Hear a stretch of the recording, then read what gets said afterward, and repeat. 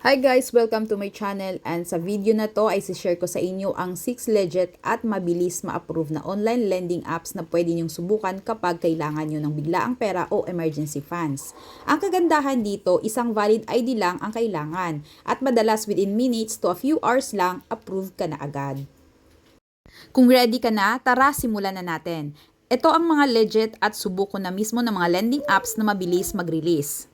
Number 1, Tala PH. Isa sa pinakasikat na lending apps dito sa Pilipinas. Mabilis ang proseso nito at isang ID lang ang kailangan. Kadalasan, kahit first timer ka pa lang, automatic approve ka na agad up to 1,000 to 2,000. At kung maganda ang record mo, mas malaki pa ang susunod na offer.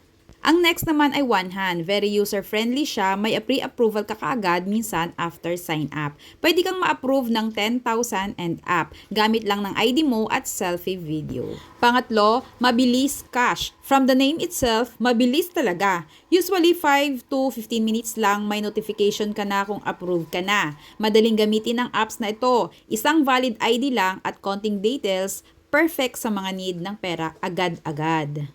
Pang-apat, ito yung favorite ko. Isa rin to sa mga subuko. Mabilis siya. Transparent ang charges niya. May mga option ka kung kailan mo babayaran. At oo, isa lang din ang requirement na ID. Guys, pag maliit ang approve sa inyo, grab nyo na yon. Dahil sinusubukan lang kayo kung good payer kayo. Pero pag next loan nyo naman, ay bibigyan kayo ng mas mataas pa doon. Next ay ang Shopee S-Loan. Kung may Shopee account ka na, meron ka na ring S-Loan. Pwede ka nang mag-loan kahit wala kang bank account, basta i-activate mo lang ang Shopee Pay mo. Pwedeng installment 6 to 1 year.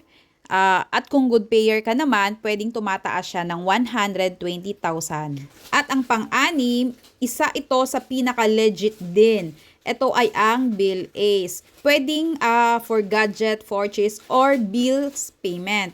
Pwede ring cash loan. May option for 3 to 12 months installment at madali ang approval basta verified ang ID mo at may source of income ka. At yun ang 6 na mga online lending apps na mga subok ko na. Kung nakatulong sa iyo ang mga video na to, don't forget to like, share, and subscribe. Comment ka na rin kung alin sa mga apps na to ang nasubukan mo na. Salamat sa panonood at sana makatulong to sa iyo.